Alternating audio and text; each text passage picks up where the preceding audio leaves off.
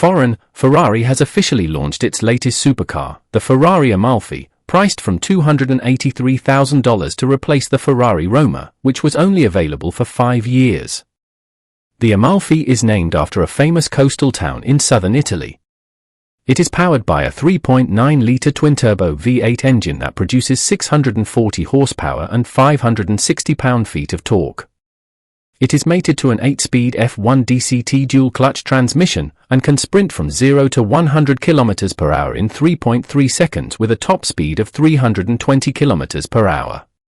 For the exterior, the latest design language from Ferrari Styling Center is inspired by Rome, but has been transformed into a contemporary and elegant look, focusing on the aerodynamic system with a steep engine cover, as well as a bumper, supplemented by a mesh-shaped grille and sharp LED headlights, as well as flush door handles, 20-inch sports wheels for exhaust pipes and a spoiler that opens and closes automatically when reaching the speed limit.